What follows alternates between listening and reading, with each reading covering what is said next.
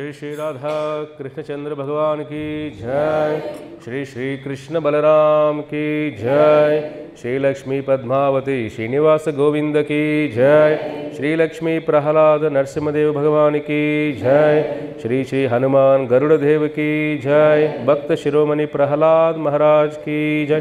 जगत गुरु विश्वगुरु श्रील प्रभुपाद की जय। अनंत गुरु वैष्णव वृंद की जय।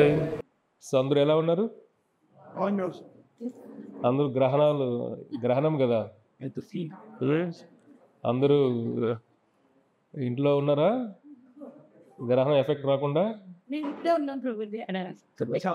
ఇంకా చాలామంది. సో గ్రహణం రోజు ఆధ్యాత్మిక చింతన ఉండాలి. ఊరికే దర్భ అన్నింటిలో వేసేసి గుండెల్లో భక్తి నింపుకోవాలి. ఊరికే వస్తువులు దర్భేయడం కాదు. పదార్థాలపైన ఉన్న ఇంట్రెస్ట్ మనకు భగవంతుడి పైన లేదు. అంతేనా? ఇవి చెడిపోతాయేమో, ఊరగాయలు చెడిపోతాయేమో, ఆవకాయ చెడిపోద్దేమో, టెన్షన్ అంతా వీడి మీద ఉంటుంది. గ్రహణం రోజు ఎలా ఉండాలి? చింతన అంతా హరి చింతన ఉండాలి, హరి భజన ఉండాలి, హరి స్మరణ ఉండాలి. గ్రహణం అంటేనే ఒక ఆధ్యాత్మిక భావంలో ఉండాలి. నామ జపం, గ్రహణం సమయం నామ జపం చేయాలి. ప్రకృతి అంతా కూడా మనకు అంత అద్భుతంగా సహాయం చేస్తుంది. చాలా అద్భుతం గ్రహణ సమయంలో ఆధ్యాత్మిక చింతనలో ఉండడం. ఆధ్యాత్మిక అంటే హరినామ స్మరణ, హరినామ భజన, హరినామ కీర్తన. చాలామంది ఇది ఉండదు. కరెక్టా? గ్రహణప్పుడు ఏం చేస్తారు? స్నానం మాత్రం చేస్తారు, అంతేనా? ఈ మిగతావి. కాబట్టి భగవంతుడు మనకిచ్చిన వరం గ్రహణం రోజు, ఆ రోజైనా మనం పట్టిన గ్రహణం పోవాలి. మనకేం పట్టింది? మనకి పట్టిన గ్రహణం ఏమిటి?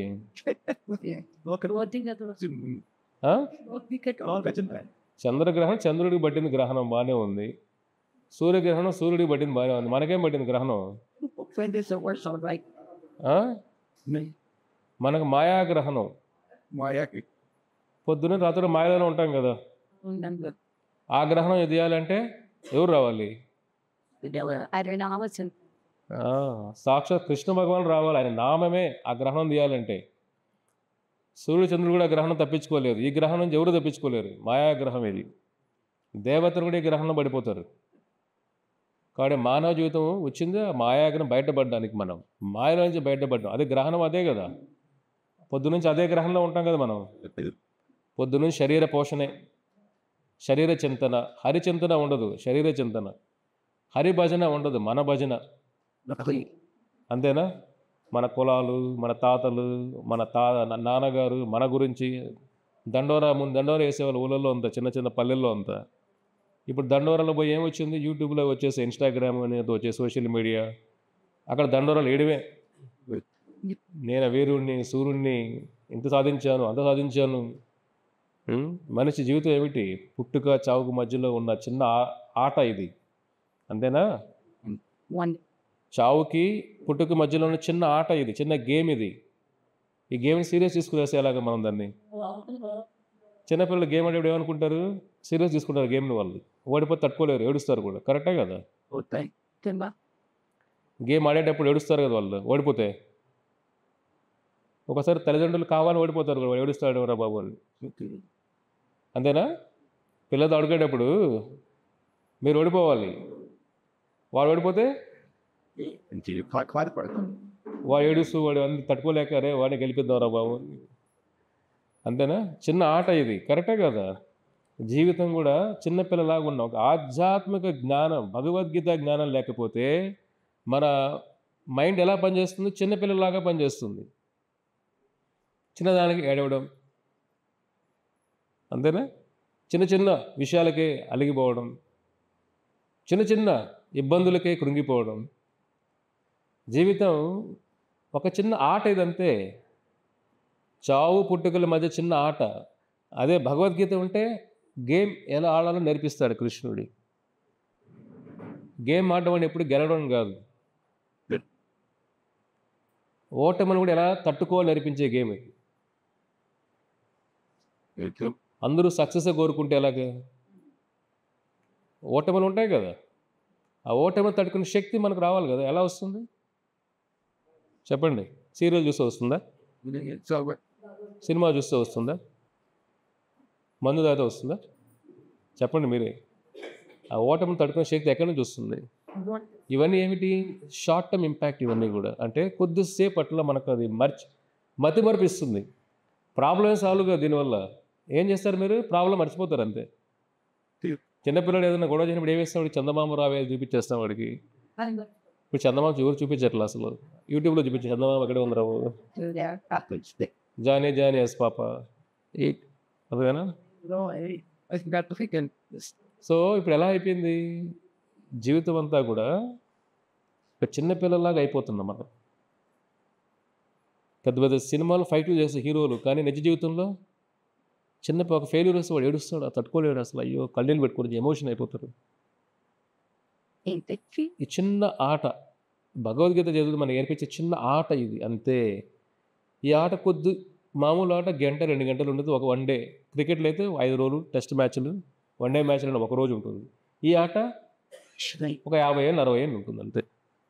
కానీ టైం స్కేల్లో ఇది చాలా చిన్న ఆట, అంతేనా? సత్యయుగంలో అంతా ఆయుష్ ఎక్కువ కదా, పెద్ద ఆట అది. ఇది చిన్న ఆట.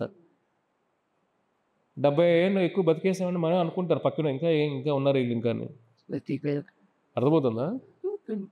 ఎక్కువ ఆయుష్ ఉన్నా కూడా కష్టమే కలియుగంలో. ఎదురు చూస్తూ ఉంటారు పక్కనంతా, ఇంకా ఏంటి ఇంకా యాక్టివ్గానే ఉన్నాడు, ఇంకా ఎప్పుడు, ఇంకా వీళ్ళు ఇంకా యాక్టివ్గా, ఇంకా ఎప్పుడు, ఎన్ని రోజులు ఇంకా. అర్థమవుతుందా? ప్రేమలంతా లేవు ఇక్కడ. ప్రేమ మీరు సంపాదించే శక్తి ఉన్నంత వరకే ప్రేమ. ఎప్పుడే సంపాదన ఇక్కడి నుంచి పోద్దో ప్రేమ కూడా పోద్ది. అర్థమైందా? ఎప్పుడంటే బంధాలు అన్నీ పోతాయి. ఎప్పుడు విలువ ఎప్పుడు? అది సంపాదన ఉన్నప్పుడు. ఎందుకంటే పవర్ ఉంది కాబట్టి. ధనం ఉన్న పవర్, ధనం, జనం ఉంటే విలువ. అది పోతే ఇది ఆటే కదా, ఇది చిన్న ఆట. కాబట్టి ఈ చిన్న ఆటని సీరియస్ తీసుకునేసి ఆట ఓడిపోతే సూసైడ్ చేసుకోవడం, ఆత్మహత్య చేసుకోవడం కూడా అంతే కదా. ఇప్పుడు చిన్నపిల్లలు ఎవడన్నా ఓడిపోతే సూసైడ్ చేసుకోవడం కూడా ఎలా అనిపిస్తుంది? రే చిన్న ఏంద్ర అనిపిస్తుంది కదా, పెద్దవాళ్ళకి ఏమనిపిస్తుంది? దీన్ని చనిపోవడం ఏంద్ర నాయన అంటాం కదా. భగవద్గీత నేర్చుకున్న తర్వాత మనకు అదే అనిపిస్తుంది. దీనికి చనిపోవడం ఏంటి? అర్థమవుతుందా? ఈ రియల్ లైఫ్లో మనం చూసేవన్నీ కూడా రోజు ఈ చిన్న కష్టాలకు చనిపోతారా? చిన్న కష్టాలకు వదిలేస్తామా? చిన్న కష్టాలు భయపడిపోతామా? చిన్న కష్టాలు కృంగిపోతామా? ఏంట్రా బాబు మీరు చిన్నపిల్లలాగా? కరెక్ట్. కృష్ణుడు అర్జునుడు అదేగా అన్నాడు, ఏంట్రా బాబు నువ్వు చిన్నపిల్లలాగా ఏడుస్తావు, గాంధీ వదిలేస్తావు, ఏంటి ఇవన్నీ? జీవితం కూడా అంతే. కాబట్టి ఆ మాయా గ్రహం నుంచి బయట రావాలి. సూర్యగ్రహం వస్తూనే పోతున్నాయి, కానీ మన ఆ గ్రహం అలాగే ఉంది. మన గ్రహం ఎప్పుడు విడుతుంది చెప్పండి? చంద్రగ్రహం అంతా రాత్రి 2 గంటలకు విడిపోతుంది, అంతేనా? 10 గంటల నుంచి మన గ్రహణం మనకు పట్టింది ఇంకా పోవట్లేదు. జీవితాంతం కూడా కాదు, జన్మల గ్రహణం ఇది. ఒక జీవితం తెలిపోతే పర్లే, ఇంకో జన్మలో అట్లా గ్రహం లేకుండా పుడతాం, అలా కాదు కదా. ఇది నా సుఖం నా పరం, జన్మలు పట్టే గ్రహణం ఇది, మాయా గ్రహణం ఇది. భక్తి తప్ప వేరే మార్గం లేదు.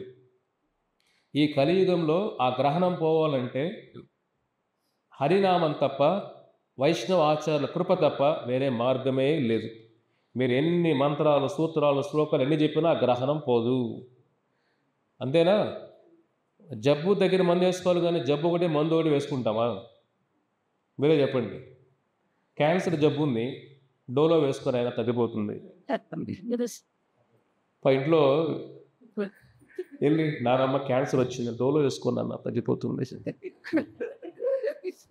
నానమ్మ క్యాన్సర్, డోలో వేసుకో, 2 వేసుకున్నా, మధ్యాహ్నం కూడా ఒకటి వేసుకో. నానమ్మ నాకు క్యాన్సర్. ఆవిడ క్యాన్సర్ తెలియదు పాపం ఆవిడకి, మనకి జబ్బే తెలియదు. ఇంక మందు ఎలా పనిచేస్తుంది చెప్పండి? కరెక్టే కాదా? జబ్బే తెలియకుండా ఏ మందు వాడతారు మీరు? మీ మంత్రం చెప్తామండి, నీ జబ్బు ఏంటి బాబు? ఫస్ట్ జబ్బు నాకు తెలియదు. ఈ శ్లోకం చెప్తాను ప్రభుజీ రోజు. ఎందుకు చదువుతున్నావు? నీ జబ్బు ఏమిటి? కాబట్టి భగవద్గీత ముందు మన జబ్బును తెలియజేస్తుంది. మన జబ్బు ఏమిటి అని. జబ్బే తెలియకుండా మందు తెలుసుకొని ఏం చేస్తావు? ఫస్ట్ ప్రాబ్లం తెలుసుకోవాలి కదా. ప్రాబ్లం తెలియకుండా సొల్యూషన్ వెతుక్కుంటే ఎలాగా? మన సొల్యూషన్ చేస్తున్నాం, ప్రాబ్లం తెలియదు. అర్థమవుతుందా? రోజు సొల్యూషన్ చేస్తున్నాం, ప్రాబ్లం తెలియదు. ఇదే కదా, ఇదే మాయాగ్రహం అంటే ఇదే. ప్రాబ్లం తెలియదు.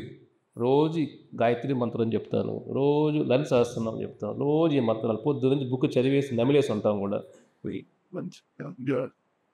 నమిలి మింగేసి శ్లోకాలు అన్నీ చేసి ఉంటాం. ప్రాబ్లం ఏంటి? తెలియదు. ప్రాబ్లం తెలియకుండా సొల్యూషన్ ఉపయోగం చెప్పండి. పరిష్కారం ఎప్పుడు ఎత్తుక్కోవాలి? ప్రాబ్లం తెలిసినప్పుడు. కానీ ముందు ప్రాబ్లం తెలుసుకోవాలి కదా. ప్రాబ్లం ఏమిటి? జన్మ మృత్యు జరా వ్యాధి. ఇది కృష్ణ గీతలో చెప్పింది. ప్రాబ్లం అంటే మనం అనుకుంటాం ఆరోగ్య ప్రాబ్లమ్స్, ఆర్థిక అంతే కదా, ఫైనాన్షియల్ ప్రాబ్లమ్స్, హెల్త్ ప్రాబ్లమ్స్, ఇవే ఇప్పుడు మనిషి ప్రాబ్లం అంటే. ఇప్పుడు అదే ఎక్కువైపోయి మొన్న పేపర్లు వేశారు, వరల్డ్ హెల్త్ ఆర్గనైజేషన్, ప్రపంచ ఆరోగ్య సంస్థ అంటారు దాన్ని, WHO, వరల్డ్ హెల్త్ ఆర్గనైజేషన్ 100 కోట్ల మంది ఎమోషనల్గా ప్రతి డిప్రెషన్లో ఉన్నవాళ్ళు ఆల్ ఓవర్ ద వరల్డ్, ప్రపంచం అంతా కూడా. ప్రపంచమంతా 100 కోట్ల మంది డిప్రెషన్లో ఉన్నారంట. చూడండి, ఏ డిప్రెషన్? అన్నీ ఉన్నాయి కదా. మనిషి ముందంత కష్టాలు ఇప్పుడు ఏమున్నా చెప్పండి? ఎక్సెస్ ఎక్కువైపోయినాయి కూడా. ఒబిసిటీ, అమెరికాలో 40% ఒబిసిటీ. అమెరికాలో 140 మంది ఊబకాయలు, తెలుగులో బాగుంది పేరు, ఏదో మునక్కాయ, సొరకాయ, బీరకాయ లాగా ఊబకాయ. కాయలు గారి కాయ ఏమిటంటే ఊబకాయ. చిన్నపిల్లలు ఆడుకుంటారు గేమ్ అప్పుడప్పుడు, ఏదో రిథమ్స్ అంటారు దాన్ని, రిథమ్స్ అంటారు అనమాట. కాయ గారి కాయ ఏమిటి? ఊబకాయ. సో అమెరికాలో 40% ఊబకాయ. చూడండి, ఇట్లా ఉంది ప్రపంచం అంతా కూడా. కాబట్టి మనం భగవద్గీత ఒక డైరెక్షన్ ఇస్తుంది. ప్రాబ్లం తెలుసుకోవాలి కదా. జన్మ పుట్టుకే ప్రాబ్లం రాయగానే మన పుట్టుకని సెలబ్రేషన్ చేస్తాం, కేకులు పెద్ద కేకులు కట్ చేస్తాం.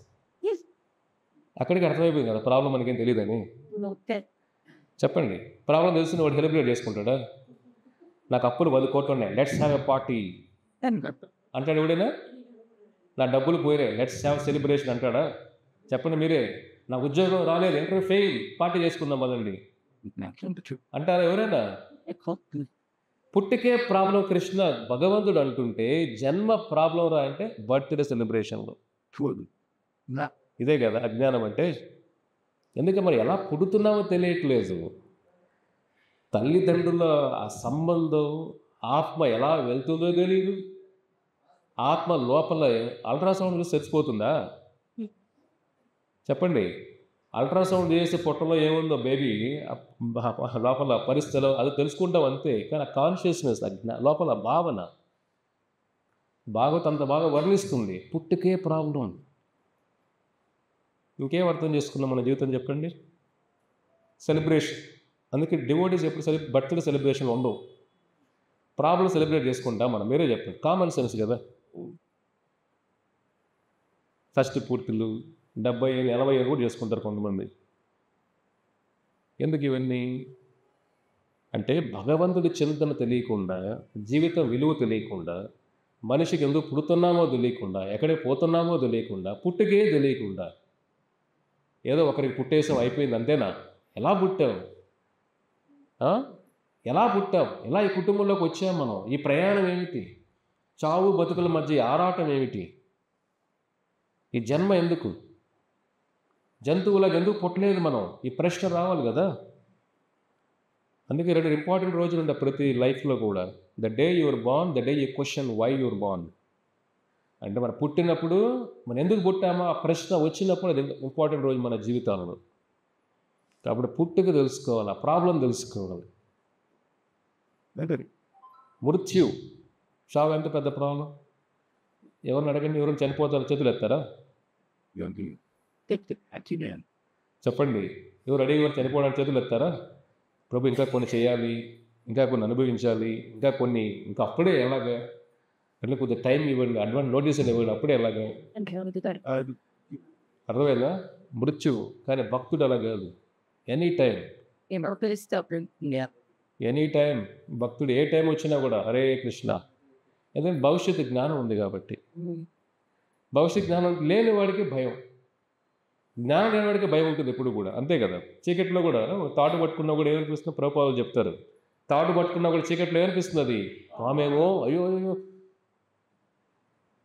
అది లైట్ వేస్తే ఓ ఇది తాడేనా ఇది. అది జ్ఞానం అజ్ఞానానికి సింపుల్గా ప్రభుపాదులు చెప్తారు. జ్ఞానం ఉన్నప్పుడు భయం ఉండదు, భయం ఉందంటే జ్ఞానం లేదని. దీనే పెద్ద కాంప్లెక్స్ ఏం లేదు దీంట్లో. ఇక్కడ జ్ఞానం, ఈ గీతా జ్ఞానం వాడికి భయం ఉండదు. చావు అంటే భయం ఉందంటే వాడికి జ్ఞానం లేనట్టే కదా. అక్కడ మృత్యువు అంటే తెలియదు, మృత్యువుడు ఏమవుతుందో తెలియదు, అంత ఎండ్ అయిపోతుంది అనుకుంటాం, అంత అయిపోయింది అనుకుంటాం. ఆ ప్రయాణం తెలియట్లే, మన ప్రయాణం మనకు తెలియదు. కానీ ఓల్డ్ టూర్ వేస్తూ ఉంటాం, ప్రపంచం తిరిగి వస్తాం, టూర్లు తిరుగుతూ ఉంటాం, అర్థమైనా ప్రపంచం అంతా రౌండ్ వేస్తూ ఉంటాం, కానీ మన ప్రయాణం మనకు తెలియదు. ఎలాగా? జన్మ మృత్యు జరా వ్యాధి. జరా అంటే ముసలితనం. చెప్పండి, ఎవరు ముసలి అనుకో చేతులు ఎత్తండి. మోసలు అందరూ ముసలి వాళ్ళే ఇక్కడ. ఇంకేమవుతాం? చేతులు ఎందుకు వాళ్ళ చేలుపులు వస్తాయి, మనకు వదిలేగా. ఆల్రెడీ అదే స్టేజ్లో ఉన్నారు మీరంతా, కరెక్టే కదా. ఇంకా సరే, ఎవరు యంగ్ కావాలి చేతులు ఎత్తండి, యంగ్ కావాలనుకున్న వాళ్ళు. యంగ్ అవ్వాలనుకున్న వాళ్ళు చాలా బాగా ముసలితనం. I want go back to my school days, college days. అవేనా? సో ముసలితనం అంటేనే చాలా కష్టం, శరీర కష్టం, మానసిక కష్టం. కాలు నుంచి అరికాల నుంచి మోకాల వరకు, మెదడు నుంచి అన్ని లోపల ఆర్గాన్లు, లివర్, కిడ్నీలు అన్నీ కూడా ప్రాబ్లమ్సే. ఎక్కువ తింటే ప్రాబ్లం, తక్కువ తింటే ప్రాబ్లం, తినకపోతే ప్రాబ్లం. ముసలితనం కూడా ప్రాబ్లమ్సే. అయినా కూడా ఆశ, ఇంకా బతుకుదాం రా 10 రోజులు.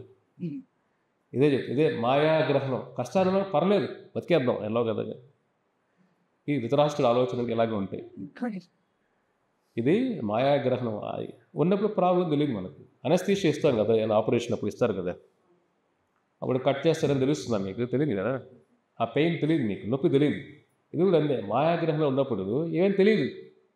ఏదో పుడుతున్నావు, ఏదో పోతున్నావు, ఎక్కడ పోతావు తెలియదు, ఎలా వచ్చావు తెలియదు, నీకు ఏం తెలుసు, నీకు నువ్వో ఎవరు తెలియదు, ఏం తెలియదు. ఇంకా ఎందుకు మానవ జీవితం మనకు? జన్మ మృత్యు జర వ్యాధి. వ్యాధి అంటే ఏమిటి? ఎవరికి వ్యాధుల్లో చేతులు ఎత్తండి. ఎక్సలెంట్.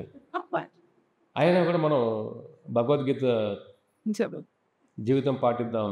ఎందుకు ఈ జీవితం చాలు, జబ్బులు, ఇది ఇక్కడ ఏం సుఖం అని చెప్పన్నా ఒకటి చెప్పండి. ఇక్కడ ఏముందని? ఇక్కడ అనుభవించినవాడేమో అనుభవించాలనిపిస్తుంది వాడికి, ఏదో మాయాగ్రహణం. అనుభవించిన వాడికి ఏమి లేదురా అంటాడు, కానీ వాడు వింటాడా? నువ్వు అన్నీ అనుభవించి పైన కూర్చున్నావు నాయన, నన్ను కూడా అనుభవించని, అంతే కదా. కాబట్టి వ్యాధి, వైకుంఠంలో 4 ఉండవు. వైకుంఠంలో మోక్షమే 4 ఉండవు. పుట్టుక లేదు వైకుంఠంలో. పుట్టుక శరీరానికి, ఆత్మకు కాదు. చావు ఉండదు. పుట్టుక లేనప్పుడు చావు ఎలా ఉంటుంది చెప్పండి? ఆ శరీరం, సచ్చిదాన శరీరంలో జబ్బులు ఉండవు, ముసలితనం ఏది ఉండవు. అందుకే స్వామి ఎప్పుడైనా చూసారా జబ్బులతో? చెప్పండి. వెంకటేశ్వరం జబ్బులతో చూసారు ఎప్పుడైనా? మందులు వేసుకోవడం, హాస్పిటల్కి పోవడం. కృష్ణుడు ఎప్పుడైనా చూసారా మందులు వేసుకోవడం? అంతా భగవంతుడికి జబ్బులు ఏమిటి? మన ఈ పంచభూత శరీరానికి జబ్బులు, ఈ భౌతిక శరీరానికి జబ్బులు. ఎందుకంటే ఇది ప్రకృతితో వచ్చిన శరీరం ఇది, కాబట్టి సైడ్ ఎఫెక్ట్స్ ఉంటాయి. ప్రకృతితో వచ్చిన శరీరానికి సైడ్ ఎఫెక్ట్స్ ఉంటాయి. ఆధ్యాత్మిక శరీరానికి సైడ్ ఎఫెక్ట్స్ ఉండవు. కాబట్టి జన్మ మృత్యు జర వ్యాధి, ఈ 4 లేకుండా అది నిజమైన ప్రాబ్లమ్స్ ఒక మనిషికి. ఈ ప్రాబ్లం అర్థం చేసుకున్నారంటే మీరు ఈ చావు పుట్టుకలు ఉన్న గేమ్ చాలా ధైర్యంగా ఆడగలుగుతారు. ముందు ఆ మాయా గ్రహం నుంచి బయట వస్తారు. ఎలా వస్తారు? తమసోమ జ్యోతిర్గమయ. Come to the light of knowledge. అంటే ఆ జ్ఞానంలోకి రావాలి. ప్రపంచాన్ని జ్ఞానంతో చూడాలి, కళ్ళతో చూడడం కాదు. కళ్ళతో ఎన్ని రోజులు చూస్తారు మీరు?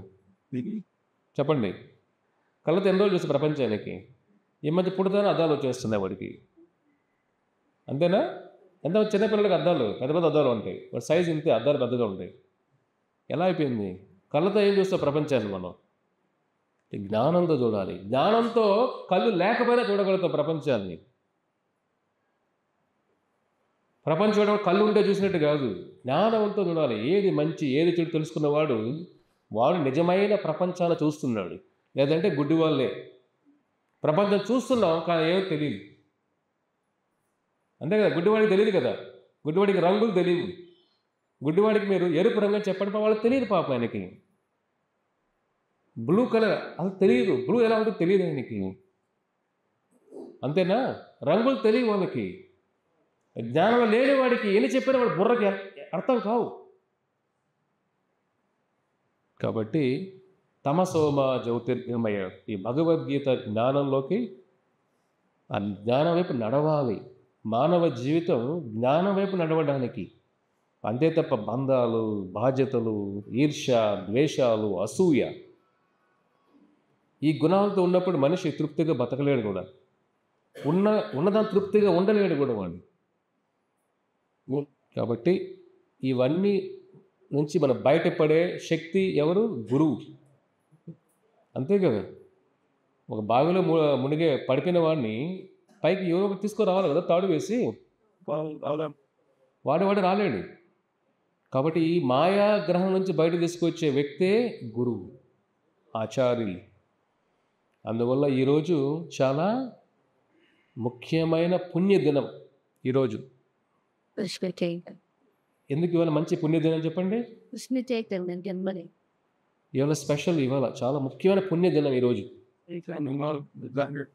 ఎవరు మనకు మాయా గ్రహం నుంచి బయట పంపిస్తారో, ఆధ్యాత్మిక గురువు, వైష్ణవ గురువు, ఆచార్య. ఇది ఇవాళ ప్రభుపాదుల వారు సన్యాసం తీసుకున్న రోజు ఈరోజు.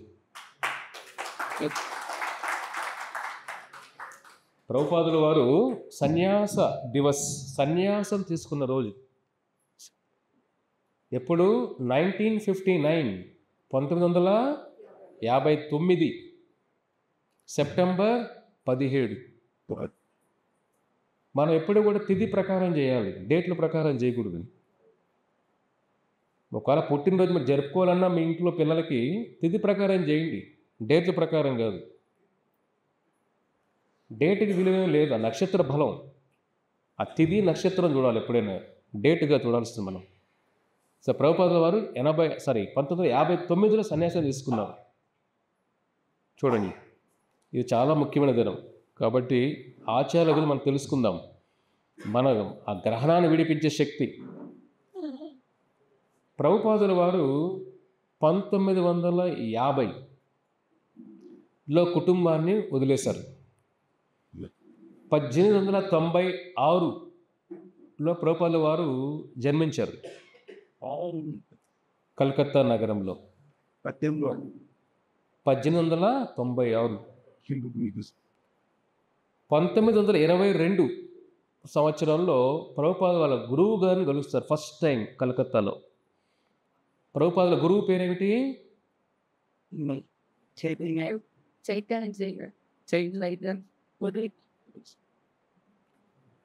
భక్తి సిద్ధాంత సరస్వతి ఠాకూర్. ఏం పేరు? ఆయన గొప్ప ఆచార్యులు. ఆయన అప్పట్లోనే 64 మఠాలు పెట్టారు ఇండియా మొత్తం కూడా, 100 ఏళ్ళ ముందే. ఆయన 5-6 సంవత్సరాలు ఉన్నప్పుడే భగవద్గీత 700 శ్లోకాలు వచ్చి ఎక్స్ప్లెయిన్ చేసేవాడు ఆయన, ప్రభుపాదుల గురువు గారు. చాలా అద్భుతమైన ఆచార్యులు ఆయన. ఆయన ప్రభుపాదుల వారికి ఫస్ట్ టైం కలుస్తారు 1922 సంవత్సరంలో. కలిసినప్పుడు ప్రభుపాదులు వారిని చూసి ఒక మాట అంటారు, నీకు బాగా జ్ఞానం ఉంది, నువ్వు ఈ భగవద్గీత, ఈ భాగవతాన్ని అమెరికా, లండన్ వాళ్ళకి ప్రచారం చేయి, ఇంగ్లీష్లో ప్రచారం చేయి. ఎందుకంటే ప్రభుపాదులు అప్పుడే ఫార్మసీ, ఇట్లా ఇంజనీరింగ్ ఇవంతా అప్పట్లోనే ప్రభుపాద చాలా స్కాలర్ ఆయన, చాలా జ్ఞానవంతులు అని చెప్తారు. 1922లో 1922లో కలిసినప్పుడు సరే అని చెప్తారు ప్రభుపాదుల వారు.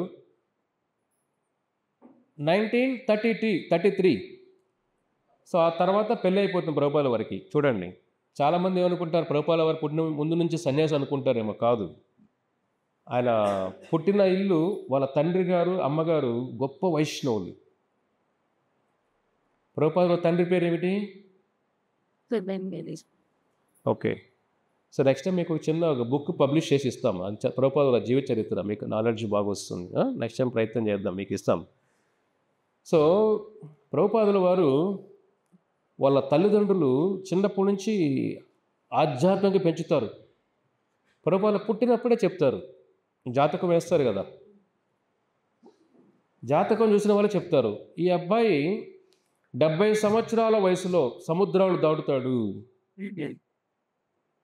ఈ అబ్బాయి 70 సంవత్సరాల వయసులో సముద్రాలు దాటుతాడు, 108 కృష్ణుడు దేవాలయాలు కడుతాడు ప్రపంచమంతా అని చెప్తారు. వాళ్ళ తండ్రి గారు అమ్మగారు అప్పటి నుంచి ఇతను మంచిగా ఆధ్యాత్మికంగా పెంచాలి, ఏదో ఇంజనీర్ డాక్టర్ అవుదామని కాదు.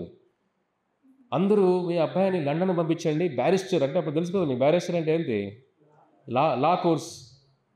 అప్పుడు బెంగాల్ చాలామంది వెళ్ళేవాళ్ళు, రవీంద్రనాథ్ ఠాగూర్ అంతా ఆ టైంలో ఎంత కూడా జరిగింది. అందరూ లండన్ పంపించండి, లాయర్ అవుతాడు.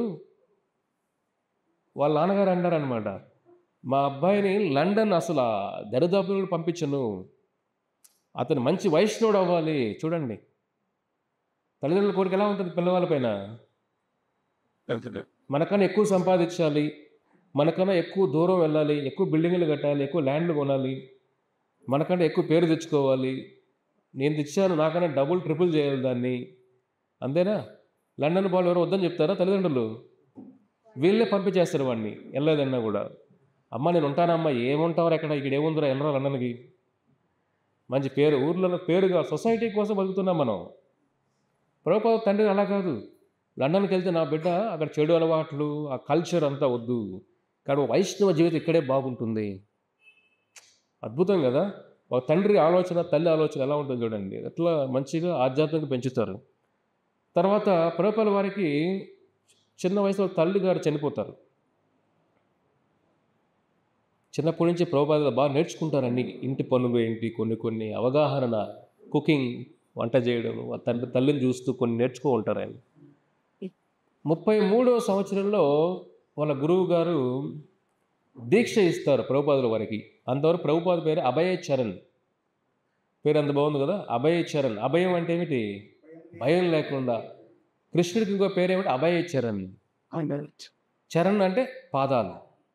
ఎవరి పాదాలు మన శరణొందితే భయం మనల్ని తాకదో, ఎవరి పాదాలు భయాన్ని దూరం చేస్తుందో. ప్రతి ఒక్కరికి భయం ఉంటుంది. ఒక ప్రెసిడెంట్కైనా, చిన్న పని చేసుకున్న కూలివాడికైనా భయం ఎప్పుడూ ఉంటుంది. ఆ భగవంతుడి పాదాలు ఉన్నవాడికి భయం ఉండదు ఫస్ట్. అందుకే ఆ పేరు అభయచరణ్ అని పెడతారు ప్రభుపాదుల వారికి. దీక్ష తీసుకున్నప్పుడు ఏమవుతుంది? అభయ చరణార వింద దాస. ఇప్పుడు మన భక్తుల పేరు తెలుసు కదా మీకు, లాస్ట్లో ఏముంటుంది? రెడ్డి అలా ఉంటుందా? చెప్పండి మీరు, ట్యాగులు ఏముంటాయి మాకేమన్నా? మాకు ట్యాగ్ ఉంది. ఏం ట్యాగ్ అది? దాసా ట్యాగ్ కదా. దాసా అంటే భాషలో కదా, దాసా. దాసా అంటే ఏమిటి? సర్వెంట్, సేవకుడు. ఎంత గొప్ప గర్వం అది, భగవంతుడి సేవకుడు అంత గర్వం కదా. ఎవరో మొన్న ఆర్టికల్ పంపించారు, నరేంద్ర మోడీ పర్సనల్ సెక్యూరిటీ అని. ఒక లేడీ ఎవరో బెంగాలీ, ఆవిడ గురించి ఫుల్, ఓ నరేంద్ర మోడీ సెక్యూరిటీ, నరేంద్ర మోడీ దగ్గరుండి సేవ చేస్తుంది. అదే భగవంతుడి సేవకులు అంటే ఎంత ప్రివిలేజ్, అది ఎంత స్థితి. అందుకే దాస కదా. ప్రభుపాదుల వారి పేరు అభయ చరణారవింద దాస. 1936లో ప్రభుపాదుల వారు వాళ్ళ గురువు గారికి లెటర్ రాస్తారు. మీకు చాలామంది సన్యాసులు ఉన్నారండి శిష్యుల్లాగా, కానీ నేను ఒక చిన్న ఫ్యామిలీ మ్యాన్, ఏదో చిన్న కుటుంబం ఉంది, పిల్లలు ఉన్నారు, నేను మీకు ఎలా సేవ చేయగలుగుతాను? ఎందుకంటే ప్రభుపాదుల గురువు గారు భక్తి సిద్ధాంత మహారాజ్ దగ్గర ఎంతోమంది వందల మంది శిష్యులు ఉన్నారు. సన్యాసులు గొప్ప గొప్ప పండితులు వాళ్ళు. మామూలు మనుషులు కాదు, గొప్ప వాళ్ళు చదివేసి ఈ జ్ఞానమంతా కూడా సంస్కృతం పద్యాలు రాస్తూ సంస్కృతాన్ని వర్ణిస్తూ అంత జ్ఞానవంతులు, అంత పెద్ద పండితులు శిష్యులుగా ఉన్నారు. సన్యాసులు మీకు ఉన్నారు. నేనేదో చిన్న గృహస్థుణ్ణి, అర్థమైందా? నేను చిన్న గృహస్థుణ్ణి, ఏదో చిన్న ఫ్యామిలీ ఉంది, ఏదో జీవితం సాగిస్తున్నాను, మీకు ఏం సేవ చేయగలుగుతున్నాను అని వేడుకుంటాడు. చూడండి, ఒకసారి అనుకుంటాం మనం, చూసే వాళ్ళే చాలా గొప్పగా చేస్తారని కాదు, భగవత్ కృప ఉండాలి ఫస్ట్. ప్రభుపాదుల వారు చాలా సింపుల్, సాధారణ, మనలాగే సాధారణ చిన్న ఫ్యామిలీ, ఏమి అందరిలాగా పెద్ద పేరు, బ్రాండ్, పెద్ద పెద్ద నేమ్, లేదంటే ఉన్న సన్యాసంలో ఒక విలువ, స్థానం, ఏమి ఒక పొజిషన్ కూడా ప్రభుపాదుల వారికి.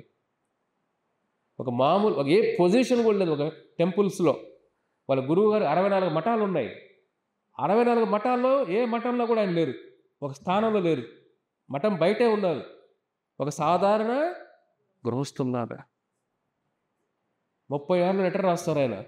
రాసి నేను ఏం చేయమంటారంటే వాళ్ళ గురువు గారు చెప్తారు, నీకు ఆల్రెడీ చెప్పాను కదా 22లో కలిసినప్పుడు చెప్పానే, నువ్వు ఈ భగవద్గీత, భాగవత కృష్ణ చైతన్యాన్ని, ఈ కృష్ణ భక్తి భగవద్గీత సారాన్ని, ఈ సనాతన ధర్మ సారాన్ని పాశ్చాత్య వెస్ట్రన్ కంట్రీస్లో, అమెరికా, లండన్, బయట కంట్రీస్లో ఈ కృష్ణ చైతన్యం భగవద్గీత వెళ్ళాలి. నువ్వు ఇంగ్లీష్లో గొప్ప పండితుడివి, నువ్వు వెళ్ళి ఈ జ్ఞానాన్ని, గీతా జ్ఞానాన్ని ప్రపంచానికి పరిచయం చేయి. చూడండి, అది ఏదైనా సామాన్య విషయమా? ప్రపంచానికి గీత పరిచయం చేయాలంటే, మన హిందూపూర్ పరిచయం చేయాలంటే రోజు కింద మీద పడుతున్నాం మనం, అంతేనా? ఈ దేశంలో పుట్టి, ఈ నేల మీద పుట్టి ఎంతమంది గీత చదువుతారు చెప్పండి? ఇక్కడ హిందూకి నానా చదువురా, వినరా, ప్రభుజీ టైమే లేదు, యమరాజు వస్తాడరా పట్టుకుంటాడరా, టైమే లేదు, అంతేనా? ఎన్ని కర్మలు చేసి వచ్చాము ఇక్కడికి, జీవితం మార్చుకోండి. కానీ చాలామందిలో ఆ భావన రాజు, మాయాగ్రహం టైట్గా ఉన్నప్పుడు ఏం చేస్తాం? వాళ్ళ గురువుగారు ఏం చెప్పారు? బయటకు వెళ్ళి ప్రచారం చేయి, అమెరికా, లండన్ వాళ్ళకి గీత గురించి చెప్పు అన్నారు ఆయన. ఆయన భయంలా ప్రభుపాదుల వారికి మా గురువు గారు చెప్పారు. చూడు, ఇది ఒకటి ఏమిటంటే ఫస్ట్ నేర్చుకోవాల్సిన గుణం ఏమిటంటే గురు భక్తి ఉండాలి. గురువు భక్తి అంటే నా పైన కాదు, నేను గురువు కాదు, ఆయన ఆచార్యుల భక్తి ఉండాలి. ఈ మధ్య అందరూ ఒక చిన్న శ్లోకం చెప్తే గురువులు అయిపోతున్నారు. అర్థమవుతుందా? గురువు అంటే ఏమిటి? చామాన విషయం అది.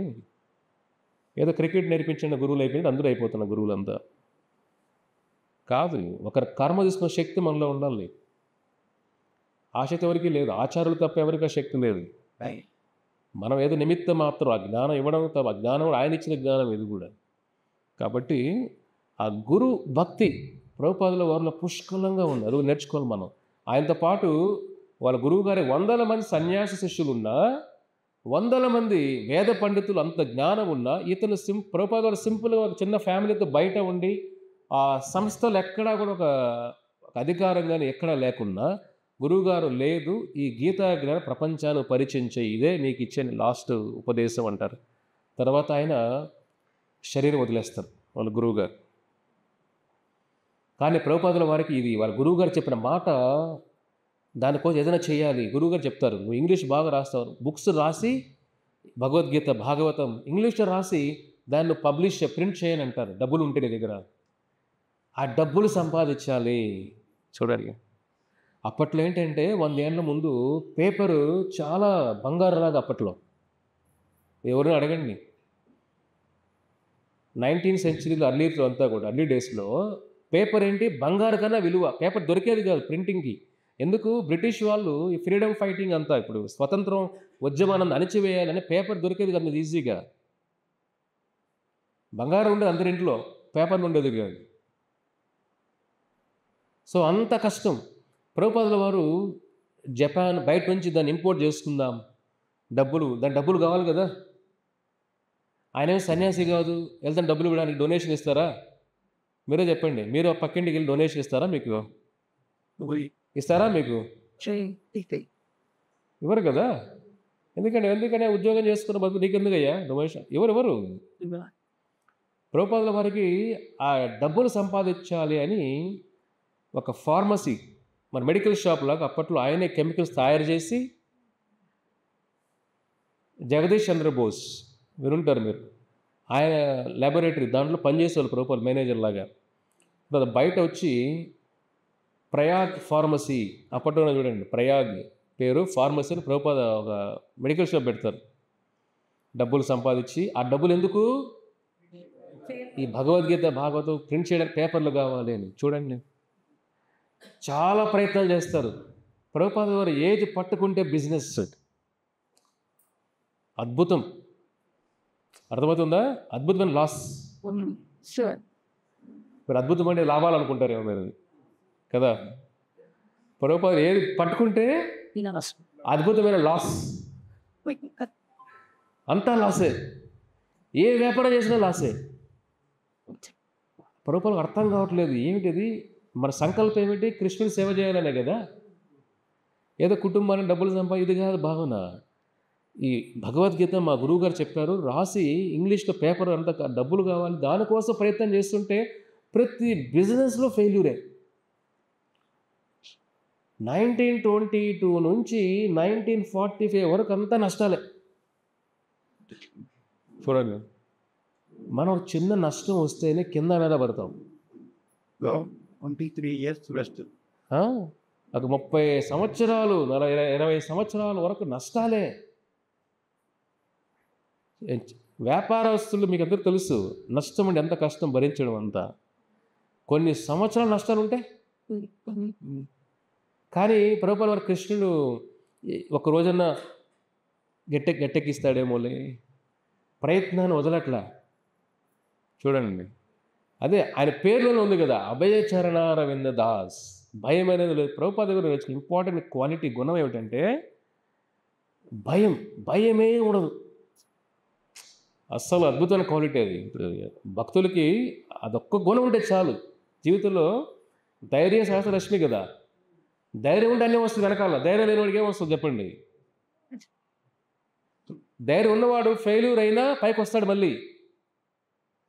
ధైర్యం లేనివాడు ఫెయిల్యూర్లోనే మునిగిపోయి అక్కడే కొట్టుకొని పోతాడు. అక్కడ ధైర్యం ఉండాలి. ప్రభుపాదుల వారు ఆ బిజినెస్ అంతా నష్టపోతారు.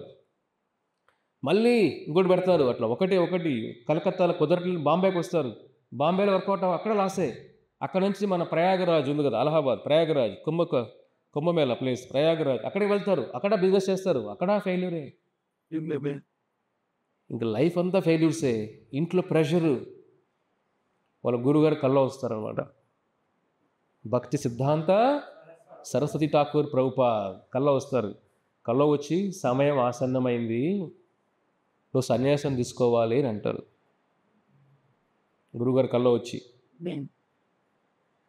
ప్రభుపాదుల వారు ఇప్పుడు సన్యాసం ఎలాగా, నా అంత అప్పుల్లో ఉన్నామే, నేను ఇంకా ఏమీ ఒక ప్రింట్ చేయలేకపోతున్నానే. కానీ వచ్చిన నష్టాల్లోనే ఆ డబ్బులు ఉపయోగించి భగవద్ దర్శనం, బ్యాక్ టు గాడ్ హెడ్ అని ఒక ఇంగ్లీష్ మ్యాగజైన్ మన పేపర్ లాగా అప్పట్లో, అది వీక్లీ పబ్లికేషన్స్ లాగా ఆయన భగవద్గీత అంతా రాసి, ఆ ఉన్న డబ్బులు నష్టాల్లో కూడా ఆయన నష్టం ఇంకా ఎక్కువ చేసుకొని వాళ్ళ గురువు గారు చెప్పిన సేవ చేయాలి అని చెప్పి ఇంగ్లీష్లో ఆర్టికల్స్ అంతా రాసి భగవద్గీత గురించి రాసి దాన్ని ప్రింట్ చేసి ఇచ్చేవాళ్ళు అప్పట్లోనే. నష్టాలు వచ్చినా ప్రాఫిట్ లేకపోయినా అది ఇంకోటి నేర్చుకున్నట్టు డిటర్మినేషన్, భక్తుల దృఢ నిశ్చయం ఉండాలి. ఏదన్నా సాధించాలంటే భగవంతుడి కోసం సాధించాలంటే ఇప్పుడు ఒక ఫ్యామిలీ కుటుంబాల కోసం పిల్లల కోసం ఎంతో కష్టపడుతుంటారు. ఒక్కొక్కరు పొద్దున్న రాత్రికి వస్తూ ఉంటాడు వాడు, అర్థమవుతుందా? రాత్రులు వచ్చిన పిల్లలను చూసే సమయం కూడా ఉండదు వాడికి. పిల్లవాడు బెడ్రూమ్లో పడుకుంటాడు, చూసి వెళ్ళిపోతాడు, అంతే పాపం వాడు. అలాంటి ఉన్నారు పేరెంట్స్ పాపం, కష్టపడే వాళ్ళు పిల్లల కోసం ఎంతమంది లేరు బయట ప్రపంచంలో, సమాజంలో. ప్రభుపాదుల వారు ఈ పిల్లల భవిష్యత్తు ఏమిటి, వాళ్ళకి ఇంకా మనం ఏం చేయలేదే, డబ్బులే లేవు మన దగ్గర, ఏం చేయాలి, అట్లా బాధపడుతూ ఉంటారు. సన్యాసం అంటే ఎలాగా ఇప్పుడు ఆలోచిస్తూ ఉంటారు. వాళ్ళ గురువు గారు తర్వాత రెండోసారి మళ్ళీ కల్లో వస్తారు. కొద్ది సంవత్సరాల తర్వాత మళ్ళీ వచ్చి మళ్ళీ చెప్తారు, సన్యాసం తీసుకోవాలి నువ్వు అంటారు. ప్రభుపాదుల వారు ఇన్ని బాధ్యతలు ఉన్నాయి, ఎలాగా అది ఏమో అంటే కల్లో వచ్చి చెప్తే మనం ఏమనుకుంటాం దాన్ని? అంటే ఏమో అది తీసుకోవచ్చో తెలియదు. ప్రభుపాదుల వారు సంకోచిస్తారు తీసుకోవాలా లేదా ఏమిటని. మళ్ళీ ఇదంతా అయినాక 1950లో మళ్ళీ కల్లో వచ్చారు. లేదు ఇంక సమయం ఆసన్నమైంది, నువ్వు ప్యాక్ చేసుకోవాలి ఇంకా అంటారు. అర్థమైందా? ఇట్లా 50లో నుంచి అట్లా ఇల్లు వదిలి వచ్చేస్తారు ఇంకా. ప్రభుపాదుల వారు వాళ్ళ ఫ్యామిలీ లైఫ్లో వాళ్ళ అంత గొప్ప మహాభక్తుడు. ప్రభుపాదుల వారు ప్రతిరోజు 4 గంటలు భాగవతం చదివేవాళ్ళు.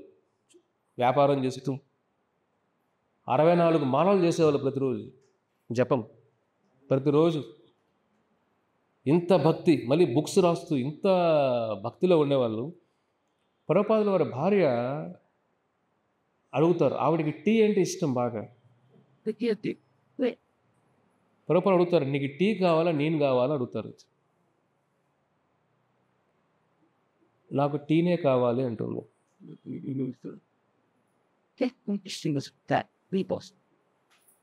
అర్థమైందా? మనిషి ఏ విధంగా అంటే మీరు దీన్ని చూసి ప్రభుపాదుల వారి జీవితాన్ని చూసి గుర్తుపెట్టుకోండి. మన జీవితం అంతా కర్మానుసారం, భార్య పిల్లలు. కర్మనా దైవ నేత్రేన జంతు దేహ ఉపపత్తయి. మన జీవితాలు ఎలా ఉంటాయి? ముందు పూర్వజన్మ కర్మ అనుసారం ఒక ఇంట్లో తండ్రిగా, ఒక పిల్లలకి బిడ్డలుగా, లేదంటే ఇలా ఈ బంధాలన్నీ కూడా కర్మానురూపణ మనకు వస్తాయి. కానీ ఆచార్యులు, వైష్ణవ ఆచార్యులు వాళ్ళకి పూర్వజన్మ కర్మే ఉండదు. వాళ్ళు వైకుంఠం నుంచి వస్తారు. అర్థమవుతుందా? ఇవన్నీ వినేసి మనం ప్రభుపాదులు మనలాగే ఉన్నారే అని అనుకోకూడదని చెప్తున్నా మీకు. ఇది మన జీవితం ఏంటి? మామూలు జీవులు మనం అందరం కూడా. మామూలు జీవులు ఏంటి? జీవిత చక్రం ఇది. ఈ కర్మ చక్రంలో వండుకొని ఒక జన్మ నుంచి ఇంకొక జన్మ తిరుగుతూ ఉన్నాం మనం. రామానుజాచార్య, మధ్వాచార్య, ప్రభుపాదుల వారు, శంకరాచార్య వీళ్ళంతా మామూలు జీవులు కాదు. వీళ్ళని శక్తి ఆవేశ అవతార జీవులు అంతా. అంటే భగవత్ శక్తి వీళ్ళ ద్వారా కొన్ని పనులు చేపిస్తుంది. ప్రభుపాదులు వీళ్ళంతా వైకుంఠం నుంచి వచ్చిన వాళ్ళు. వీళ్ళు ముందు జన్మ కర్మలు లేవు వీళ్ళకి. కాబట్టి ఆ స్క్రిప్ట్ ఎవరు రాశారు? కృష్ణుడు రాసిన స్క్రిప్ట్ అది. తుకారాం మహారాజు కూడా అంతే, ప్రహ్లాదు కూడా అంతే. స్క్రిప్ట్ ఎవరు రాశారు? భగవంతుడు రాసిన స్క్రిప్ట్ అది. కర్మానుసారం వచ్చే స్క్రిప్ట్ కాదు అది. మన జీవితంలో భార్య ఎలా వస్తుంది? కర్మానుసారం. భర్త ఎవరు వస్తారు? కర్మానుసారం. పిల్లలు కర్మానుసారం. వ్యాపారం కర్మానుసారం. నష్టాలు కర్మానుసారం. లాభాలు కర్మానుసారమే. పేదరికం లేదంటే డబ్బులు రావడం, అంతా శ్రీమంతులు అవడం కర్మానుసారమే. కానీ ఆచార్యుల జీవితం కర్మానుసారం కాదు. ఆచార్యుల జీవితం ఏమిటి? భగవంతుడు నడిపిస్తున్నాడు అంతా స్క్రిప్ట్ అది. ఆయన లీల అది. అక్కడ ప్రభుపాదుల వారికి ఆ పరిస్థితి రావడం, నష్టాలు వచ్చిన భక్తులు వదల ప్రభుపాదుల వారి ప్రపంచానికి తెలియజేయడానికి ఇవన్నీ భగవంతుడు లీలలు చేస్తాడు. ఇవన్నీ మనం అందుకే గొప్ప ఆచారుల్ని మనలో మనం అనుకోకూడదు. మనలో ఒకటి అనుకోకూడదు ఎప్పుడు. మనం కర్మతో వచ్చాం. మన వెనకాల బ్యాగ్ ఉంది, పెద్ద బ్యాగ్, కర్మ బ్యాగ్.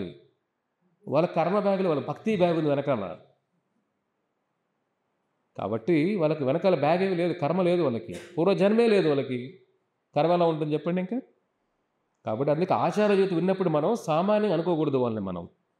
అది భగవంతుడి స్క్రిప్ట్ ప్రకారం కొన్ని లీలలు, కొన్ని కష్టాలు ఇస్తాడు వాళ్ళకి. అందుకైతే ప్రహ్లాదుడు ఇవాళ మనం తలుచుకున్న ప్రహ్లాదు కష్టాలు లేవనుకోండి, తలుచుకుంటాం మనం. పాండవులు ఎందుకు తలుచుకుంటాం? పాండవులు కష్టాలు పడ్డారు కాబట్టి. ప్రభుపాద జీవితంలో కష్టాలు ఉన్నాయి కాబట్టి తలుచుకుంటాం. ఇప్పుడు కూడా అంత గొప్ప పనులు చేశారు కాబట్టి ఆయన. 1950లో వాళ్ళు ఎప్పుడైతే ప్రభుపాదుల వారు ఫార్మర్ వైఫ్, అప్పుడు ఆవిడ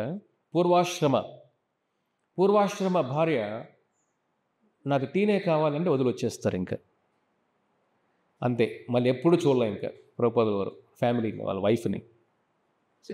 అక్కడి నుంచి డైరెక్ట్గా అలహాబాద్కు వచ్చి అక్కడ ఝాన్సీని, అక్కడ ఉత్తరప్రదేశ్ ఝాన్సీ, అక్కడ కొద్ది రోజులు ప్రయాణం చేస్తారు, భక్తి ప్రచారం చేస్తారు. తర్వాత వృందావనంకి వెళ్తారు. చాలా కష్టాలు పడతారు. ఒక్కోసారి తినడానికి ఉండదు, ఒకసారి తినడానికి కూడా ఉండదు. ఢిల్లీలోకి వెళ్తారు. వృందావనం ఢిల్లీ 3-4 గంటల ప్రయాణం ట్రైన్లో అంతా. కొన్ని బుక్కులు, ఇంగ్లీష్లో రాసిన బుక్కులు తీసుకుని వెళ్ళి కొంతమందికి ఇస్తుంటారు. హిందువులకి అంతా బుక్కులు తీసుకోండి, మా గురువుగారు ఇది ప్రింట్ చేయమన్నారు, మీరు తీసుకుని డొనేషన్ ఇవ్వండి. చాలామంది విలువిచ్చేవాళ్ళు కాదు. ఎందుకంటే ప్రభుపాదుల వాళ్ళ గురువు గారు ముందు ఇవన్నీ గ్రహించారు, భవిష్యత్తు ఎలా ఉంటుంది ఇండియా అని. ఇండియా అంతా కూడా వెస్ట్రన్ లాగా అయిపోతుంది, అమెరికా లాగా అయిపోతున్నారు. వేషం, మన వేషం కానీ, మన భాష కానీ, పద్ధతులు కానీ, మన తినే ఆహారం కానీ అన్నీ మారిపోతున్నాయి. కాబట్టి భక్తి కూడా మారిపోతుంది ఇక్కడ. కాబట్టి ప్రపంచానికి భగవద్గీత పరిచయం చేసి ఇండియాలో అప్పుడు తీసుకుంటారు అని వాళ్ళ భవిష్యత్తు అని ముందు తెలుసు. కాబట్టి ప్రభుపాదుల వారికి ఉపదేశం ఇచ్చారు. ప్రభుపాదుల వారు ఢిల్లీలో కూడా ఒకసారి ఈ ఎండలో ఈ భగవద్గీత ప్రచారానికి వెళ్ళినప్పుడు ఆయన దగ్గర చెల్లి గవ లేకున్నప్పుడు స్పృహ తప్పి పడిపోయినా ఏం తినకుండా అన్ని కష్టాలు పడ్డారు ఆయన. కానీ ఏ రోజు కూడా కంప్లైంట్ చేయలే. మనం చిన్న కష్టపడితేనే, కష్టం వస్తేనే ఎగిరెగిరి పడుతూ ఉంటాం. ఒకరోజు ఆహారం లేకపోతేనే ఇల్లు అంతా కురుక్షేత్రం చేస్తాం. కొద్దిగా లేట్ అయితేనే కురుక్షేత్రం అయిపోతుంది ఇల్లు. ఇప్పుడు కలియుగంలో ఆహారం ఉందిరా, నీకు గంట టైం ఇవ్వరా బాబు, లేట్ అవుతానా కూడా ఒప్పుకుంటారా? అట్లా ఉంది ప్రపంచం ఇప్పుడు. బంధాలు అన్నీ అట్లా ఉన్నాయి. ప్రభుపాదుల వారు పడిన కష్టాలు చాలా భయంకరమైన కష్టాలు. ఒకసారి ఢిల్లీ దగ్గరలో ఒక ఇంటి దగ్గర నిలబడుకొని ఉంటారు ప్రభుపాదుల వారు. ఒక భక్తుడు అలాగ వెళ్తుంటారు. ప్రభుపాదుల వారు చూస్తారు. చూసి, స్వామీజీ ఇక్కడ ఎదురు చూస్తున్నారు మీరు అని అంటారు. చాలా ఎండగా ఉంది, మధ్యాహ్నం 12 అవుతుంది, ఇంత ఎండలో మీరు ఇక్కడ ఏం చేస్తున్నారు అని అడుగుతారు. ప్రభుపాదుల వారు చెప్తారు, లేదయ్యా, ఈ ఇంట్లో ఒక యజమాని కొంత డొనేషన్ ఇస్తానని చెప్పాడు, దానికి ఎదురు చూస్తున్నాను నేను అని అంటాడు. సరే అని అతను వెళ్ళిపోతాడు. మళ్ళీ ఆయన ఒక గంట తర్వాత వెనక్కి వస్తుంటే అక్కడే ఉంటారు ప్రభుపాదుల వారు, ఆ ఇంటి ముందరే. మళ్ళీ అతను వచ్చి, ఏంటి ఇంకా మీరు ఇక్కడే ఉన్నారు స్వామీజీ, ఎంత ఎండ ఎక్కువైపోతుంది, రండి మీరు ఇక్కడ ఎందుకు ఎదురు చూస్తున్నారు, మీరు డొనేషన్ అని చెప్పారు కదా, అరే ఎంత ఇస్తానని చెప్పాడు మీకు అని అడుగుతారు. ప్రభుపాదుల వారు యజమాని కలిసి వెళ్ళాడు. అప్పుడే ఎప్పుడో పొద్దున్న చెప్పుకుంటాడు కలిసినప్పుడు, నేను వస్తాను అని. వాడు అడ్రస్ లేడు. ఎంత ఇస్తానంటే 5 రూపీస్ ఇస్తాను, 5 రూపాయలు ఇస్తానని చెప్పాడండి. అతను, ఆ భక్తుడు కళ్ళు అంతా కన్నీళ్ళు వచ్చేస్తాయి. అంటే ఇంత గొప్ప మహాభక్తుడు భగవంతుడి సేవ కోసం ఒక అల్పస్థితికైనా వెళ్ళిపోయాడే. భగవంతుడి సేవ, ఎందుకంటే ఈ డొనేషన్ ఇచ్చినప్పుడు ఇచ్చిన వాళ్ళకి పుణ్యం, కానీ తీసుకున్న వాళ్ళకి భగవంతుడికి మనం ఏం ఇస్తాం చెప్పండి మీరు? భగవంతుడు ఏం ఇవ్వగలుగుతాం మనం? ఇచ్చిన వాళ్ళకి పుణ్యం ఇక్కడ, ఆయనకే పుణ్యం ఏం లేదు, భగవంతుడి పుణ్యమా? కాబట్టి మహాభక్తుడు ప్రభుపాదుల వారు, ఆయనకి ఇంట్లో ఉన్న వాడికి బుద్ధి మారుతుందేమో భగవంతుడి సేవ చేస్తే. ఒక జీవదయ అంటారు దీన్ని, ఒక జీవుల పైన దయతో నిలబడుకున్నారు ఆయన అక్కడ. ఆ భక్తుడు ఏడుస్తూ, స్వామీజీని 10 రూపాయలు ఇస్తాను, తప్పుడు వచ్చేసేయండి, ఎండలో ఉండద్దండి మీరు. చూడండి, అతను కళ్ళు అట్లా, నేను 10 రూపాయలు మీకు ఇస్తాను, నాకు తీసుకెళ్తారు, రండి, ఎండలో వద్దు మీరు, మీకు 70 సంవత్సరాల వయసు, ఇప్పుడంతా ఎండలో ఎట్లా రాను, అతను వస్తాడు, ఎదురు చూస్తాం, మీరు పర్లేదు వెళ్ళయ్యా అంటాడు. ఎంత కష్టాలంటే అన్ని కష్టాలు పడ్డారు ఆయన అమెరికా పోయే ముందు. ఏదో ఊరికే వెళ్ళిపోలేదు. ఒక భక్తుడు, మన ప్రహ్లాదుల కష్టాలు కొద్ది వరకు చూసామంతే, పాండవుల కష్టాలు చూసాం. వాళ్ళకన్నా చాలామంది ఫ్రెండ్స్ ఉన్నారు, అంతే కదా. పాండవులు 5 మంది కదా, ప్రభుపాదులు ఒక్కరే, పక్కన ఎవరు అన్నదమ్ములు ఫ్రెండ్స్ ఎవరు లేరు, ఒక్కరే జీవితం. అన్ని కష్టాలు పడి ఒకసారి బట్టలు కూడా సరిగా ఉండేవి కావు. మనకు చిన్న కొద్దిగా మాసిపోతేనే అట్లా ముడతలైతే తట్టుకోలేము. మనుషులు ఎలా ఉన్నారు ఇప్పుడంతా కూడా? వార్డ్రోబ్ చూసామంటే 100 జతలు ఉంటాయి, అన్ని బట్టలు అవసరం మనిషికి. బట్టలు శరీరం కప్పుకోవడం కోసం అంతే, దానిపైన బ్రాండ్లు వేసుకొని జీవితం వేస్ట్ చేసుకోకూడదు. ఇక్కడ ప్రభుపాదుల వారు అక్కడి నుంచి అంత బాధలు పడి 1959 మే సంవత్సరం రోజు ఇంకా సన్యాసం తీసుకోవాలి, గురువుగారు చెప్తారు కాబట్టి అడుగుతారు, వేరే వాళ్ళని అడుగుతారు, నాకు సన్యాస దీక్ష ఇవ్వండి, వాళ్ళ శిష్యులను అడుగుతారు. వాళ్ళు ప్రభుపాదుల వారికి ఏం చెప్తారంటే, అమెరికాకి పంపించే స్తోమత మా దగ్గర లేదండి, ఎందుకంటే సన్యాసం తీసుకుంటే ఒక విలువ సమాజంలో, కరెక్టే కదా. మీరు ప్యాంట్ అండ్ షర్ట్లో వెళ్తే మీకు గౌరవం ఎవరిస్తారు చెప్పండి? రెస్పెక్ట్ ఎవరు కూడా. ఇది మెయిన్ బ్యాక్గ్రౌండ్. ప్రభుపాదుల గురువు గారు ఎందుకు చెప్పారంటే, నువ్వు సన్యాసం తీసుకుంటే నీ ప్రచారానికి ఒక విలువ గౌరవం ఉంటుందయ్యా. కాబట్టి నువ్వు ఏదో గృహస్థుడు ఇంట్లో ఉన్నావే ఫ్యామిలీతో ఉన్నావు అది రెస్పెక్ట్ ఎవరు సమాజంలో. కాబట్టి సన్యాసం తీసుకుని ప్రచారం చెయ్యి, ఖచ్చితంగా సక్సెస్ అవుతావు నువ్వు అన్నప్పుడు ఆయన అందరూ ఏం చెప్తారంటే ఆయనకి, మీరు సన్యాసం తీసుకున్నా కూడా ఇప్పుడు మీకు ఒక రూమ్ ఇస్తాం మంచిగా, కానీ మీరు ఇంగ్లీష్లో అనుకున్నట్టుగా పేపరు బుక్స్ ఇవన్నీ ప్రింటింగ్ డబ్బులు లేవు మా దగ్గర. ఒకవేళ డబ్బులు ఉన్నా చాలామంది సన్యాసులు ఉన్నారు మీకంటే మేధావులు ఉన్నారు, వాళ్ళ బుక్స్ ప్రింట్ అయిన తర్వాత మీ బుక్ ప్రింట్ చేస్తాం అంటారు. ప్రభుపాల హృదయం అంతా పగిలిపోతుంది. ఎందుకంటే వారు గురువు గారు చెప్తారు, ఇంగ్లీష్లో నువ్వు బుక్కులు రాయాలి, భగవద్గీత ఇంగ్లీష్లో రాయాలి, నువ్వు భాగవత ఇంగ్లీష్లో రాయాలి, ప్రపంచాన్ని ఇంగ్లీషు భగవద్గీత పరిచయం చేయాలన్నప్పుడు ఆయన హృదయం దానికో తప్పిస్తూ ఉంటుంది. భగవద్గీత ప్రపంచానికి పరిచయం చేయాలి ఇంగ్లీష్లో అని. వాళ్ళు నీ బుక్కులు ఇంపార్టెంట్ కాదు, ఇప్పుడు నీకన్నా పెద్ద భక్తులు ఉన్నారు, వాళ్ళ బుక్కులు అయినాక నీ సంగతి చూస్తామన్నారు. అలా అన్న వాళ్ళే చూడండి, అలా అన్నారు, అలా అవమానించారు ఆయన్ని. అదే ప్రభుపాద గారు బుక్కులు ఇప్పుడు మీకు ఎన్నోసార్లు చెప్పాను కదా, ఇప్పటి వరకు కొన్ని 500 కోట్ల బుక్కులు ప్రపంచం అంతా డిస్ట్రిబ్యూట్ అయినాయి. అప్పుడు ఏమన్నారు, ఆయన బుక్కులు ఇప్పుడే నీ బుక్కులు ఎందుకు, నీకన్నా గొప్ప మహాభక్తులు ఉన్నారు, వాళ్ళ బుక్కులు అనే ప్రింట్ అయిన తర్వాత నీ బుక్కులు ప్రింట్ చేస్తామయ్యా అన్న వాళ్ళే ఒక 10 సంవత్సరాల్లోనే కొన్ని వేల లక్షల బుక్కులు ప్రభుపాదుల బుక్కులు. ప్రభుపాద ఇప్పుడు చూస్తే ప్రపంచం అంతా చూడండి, ప్రభుపాదుల వారి ఫోటో ఎన్ని కోట్ల బుక్కులు. కాబట్టి ఇది భగవంతుడి శక్తి, ఇది ఎవరు ఆపలేము. వాళ్ళు ఎంతమంది అవమానించినా ప్రభుపాదుల వారు వదలలేదు, సంకల్ప బలం. సరే 89లో అప్పుడు ఏమంటారంటే, నాకు ఈ భగవద్గీత ప్రింట్ లేనప్పుడు నాకు సన్యాసం కూడా వద్దులేండి అంటే, మీ మఠంకి వచ్చి నేను చేరను, సన్యాసం నాకు వద్దునేస్తారు. అప్పుడు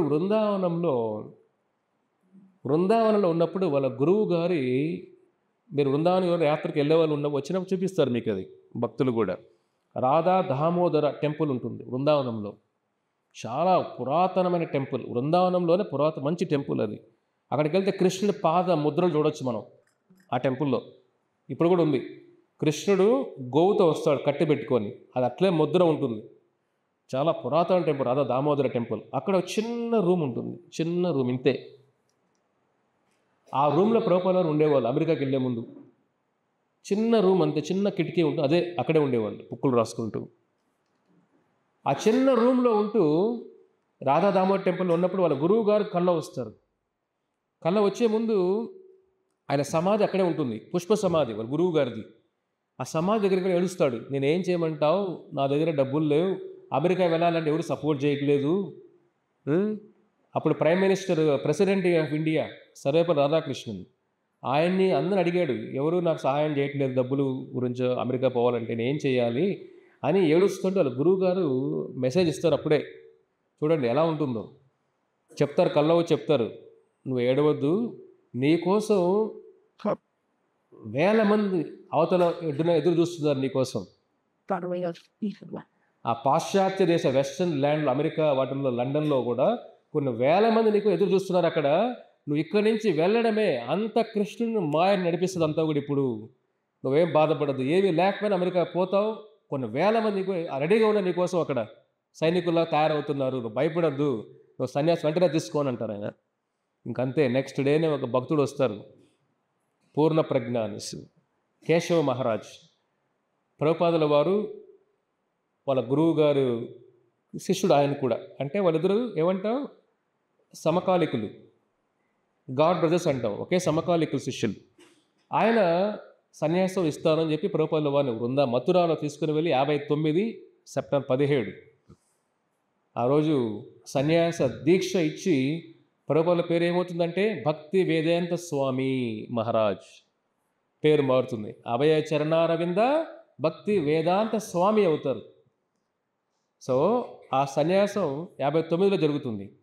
ఇంకా గుండెల్లో అంతా అదే ఉంటుంది, ఎప్పుడు అమెరికా వెళ్ళాలి. చూడండి, సన్యాసం ప్రచారం కోసం, సన్యాసం డబ్బుల కోసం కాదు.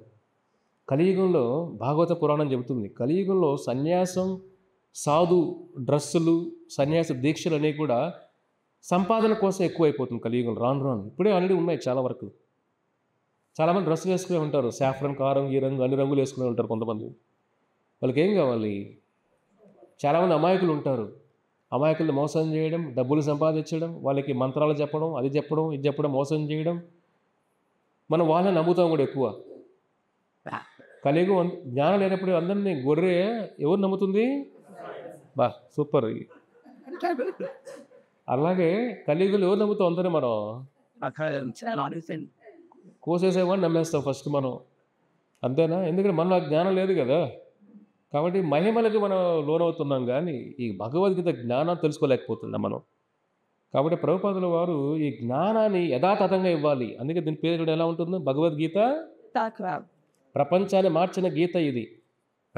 అప్పుడు ఆ రాధా దామోదర్ టెంపుల్ మీరు వెళ్ళినప్పుడు చూస్తారు, చిన్న గది. అప్పుడు రాస్తారు ఆయన భాగవతం. అద్భుతం. భాగవతం వ్యాసదేవుల సంస్కృతిలో ఇచ్చారు, కానీ ప్రపంచానికి భాగవత సారాన్ని పరిచయం చేసిందే ప్రభుపాదుల వారు ఇంగ్లీష్లో.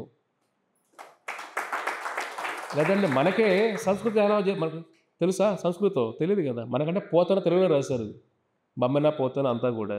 మిగతా వాళ్ళకి సంస్కృతం ఎవరికి అర్థం కాదు కదా. పోతన రాసింది ఏమిటి? సంస్కృతాన్ని తెలుగులో అనువాదించారు ఆయన. భాగవతాన్ని రాయలా, భాగవతాన్ని అనువాదించారు. కామెంట్ చేశారు ఆయన, అంతే. పోతన నన్నయ్య అందరూ కూడా తిక్కన. వ్యాసదేవులు రాసింది సంస్కృతంలో. ఆ సంస్కృతాన్ని ఇంగ్లీష్ ప్రతి పదానికి అక్షరం 18,000 శ్లోకాలు. భాగవతం 18,000 శ్లోకాలు. దాన్ని ప్రపంచానికి పరిచయం చేసిన వ్యక్తి ప్రభుపాదుల వారు. ఆ చిన్న గదిలో ఉండి, అర్థమైందా? అంత నిడారంభరమైన జీవితాన్ని గడిపారు, కష్టాలు అనుభవించారు, కృంగిపోల ఏ రోజు కూడా. అమెరికాకి వెళ్ళాలి పట్టుదల ఎలా ఉండేదంటే, ఎక్కడో ఎవరన్నా ఆహ్వానించినా కూడా వెళ్ళేవాళ్ళు కాదు, ప్రసాదం దూరంగా ఉండేవాళ్ళు. అంటే ఆడంబరాలు, ఒక భక్తి, నిజమైన భక్తుడు ఎలా ఉందో అలా ఉన్నారు ఆయన. అలాగా అమెరికా ప్రయాణం మొదలైంది. 59 సన్యాసం తీసుకున్నారు. ఇంకా తర్వాత 65లో అమెరికా వెళ్ళడానికి ఒక అవకాశం దొరికింది. అది ఏమిటి? షిప్ ద్వారా. దాని పేరేమిటి? జలదూత. ఆ షిప్ పేరేమిటి? జలదూత షిప్ అది. సో ఎలాగైతే హనుమాన్ రామదూత లంకకు వెళ్ళి సీతాదేవిని పట్టుకొని వచ్చాడు, ప్రభుపాదుల వారు జలదూతలో వెళ్ళి భగవద్గీత భాగవత అక్కడ ఉన్న జీవుల్ని భక్తిని పరిచయం చేశారు. రావణ గ్రహం నుంచి విడిపించారు అందరినీ. ఎలాగ సీతాదేవిని విడిపించాడు హనుమంతుడు, మనకు పట్టిన రావణ గ్రహం విడిపించాలంటే ప్రభుపాదుల వారు రామదూత, కృష్ణ దూత, ఆచార్య విష్ణు దూతలాగా ఈ జలదూత పైన ప్రయాణం చేసి ఈ భగవద్గీతని ప్రపంచం అక్కడ ఉన్న వాళ్ళకి పరిచయం చేసి వాళ్ళ జీవితాలు మార్చి, ఇదంతా ఒక మిరాకిల్. ఒక మిరాకిల్ అంటే ఇది, అర్థమవుతుందా? అద్భుతాలంటే ఇవి. మనిషి మారడం గొప్ప అద్భుతం. అంటే వస్తువులు రావడం అద్భుతం కాదు, మనిషి మారడం నిజమైన మహత్యం అంటే. సో ఆ జలదూత ఆ షిప్లో ప్రయాణం అప్పుడు కూడా ఎంతోమంది అడుగుతారు, గవర్నమెంట్ అడుగుతారు, ఎంతోమంది డబ్బులు అడుగుతారు, ఎవరు కూడా సపోర్ట్ చేయట్లే. చూడండి, అప్పుడు కార్గో వస్తువులు తీసుకున్న షిప్ వాళ్ళు సపోర్ట్ చేస్తారు. ఆ సన్యాసం తీసుకోవడం కూడా గురువు గారు ఎంత చూడండి, అది ఎందుకు? వాళ్ళ గురువు గారు ఒక్క మాట అన్నారు అంతే కదా. ప్రభుపాదుల వారు వాళ్ళ గురువు గారు కలిసింది ఒక 2-3 సార్లే ఆయన జీవితంలో. రోజులు కలవాల, ఆయన జీవితంలో కలిసింది 2-3 సార్లే. కానీ మన భగవంతుడి ప్రేమ ఉన్నప్పుడు ఒక్కసారి ఉపదేశం విన్నా దాన్ని పట్టుకుంటాం. మనం ఏమంటే వారం వారం వింటాం, రోజు వినేవాళ్ళు కూడా ఉంటారు, కానీ ఆ హృదయం లోపల తీసుకెళ్ళట్లేదు దాన్ని. మనం చెవుల ద్వారా మాత్రం ఉన్నంత హృదయం లోపలికి వెళ్ళాలి, అర్థం చేసుకోవాలి, దాన్ని ఆచరణలో పెట్టాలి. అప్పుడే మార్పు అనేది వస్తుంది. ఊరికి విత్తనం వేస్తేనే మొలకైపోతుందా? అది మహావృక్షం అయిపోతుందా? చెప్పండి మీరే. విత్తనం వేసిన తర్వాత దాన్ని నీరు పోయాలి, దాని గాలి నీరు అన్నీ, గాలి ఎండ అంతా కావాలి కదా. అది వేసినప్పుడే విత్తనం మొలకెత్తుతుంది. ఇప్పుడు విత్తనాలు వేస్తే సరిపోదు కదా. ఒక రైతులు అడగండి మీరే, ఏ రైతుని అడగండి, విత్తనం వేసి అయిపోతుందా? దాని ముందు దున్నాలి కదా, సాయిల్ కరెక్ట్గా ఉండాలి కదా. అన్ని సాయిల్ అన్నీ పడిపోతాయా? ఆ జ్ఞానం ఉండాలి మనకు కూడా. అంటే సీజన్ తెలుసుకోవాలి, ఏ మట్టిలో ఏది పండుతో కూడా తెలియాలి కదా. అన్ని మట్టిలో అన్నీ పండవు, ప్రతి ఏ సీజన్లో ఏది పండుతాయి. విత్తనం వేసినప్పుడు కూడా ఒక సిస్టమ్, ఆ నాలెడ్జ్ ఉండాలి కదా, జ్ఞానం ఉండాలి కూడా. కాబట్టి మనం ఊరికే వింటేనే సరిపోదు, ఆచరణలో పెడితేనే. విత్తనం వేస్తేనే సరిపోదు. కాబట్టి ప్రభుపాదుల వారు ఆ విత్తనం వేయడానికి, ఆ విత్తనాన్ని మహావృక్షం మనుషుల మార్పును తీసుకురావడం కోసం ఆయన అమెరికాకి వెళ్ళినప్పుడు, అమెరికా వెళ్ళేటప్పుడు జలదూత షిప్ 35 రోజుల ప్రయాణం అది షిప్‌లో. మనం సినిమాలో టైటానిక్ షిప్‌లాగా కాదు అది. వస్తువులు తీసుకునే షిప్ అది. కార్గో ట్రైన్ ఎలా ఉంటాయి? కార్గో రైళ్ళు. అదేమైనా ఏసీ ట్రైన్‌లా అవి? మిమ్మల్ని అక్కడ ఏసామనుకోండి కార్గో ఎలా ఉంటుంది పరిస్థితి మీది? ఆ? ఒక రోజైనా కూర్చుంటారా దాంట్లో మీరు? మనకు చాలా కష్టం. ప్రభుపాదులు వారు ఆ కార్గో షిప్‌లో 35 రోజులు ప్రయాణం చేశారు. షిప్‌లో ప్రపంచం ఎలా ఉంటుంది చెప్పండి? అక్కడ ఎవరు అమ్మా నాన్న కూడా సముద్రం మధ్యలో ఎవరు వస్తారు మీకోసం? ఏమైనా అయితే చెప్పండి. ఆయనకి 70 సంవత్సరాల వయసులో మళ్ళీ.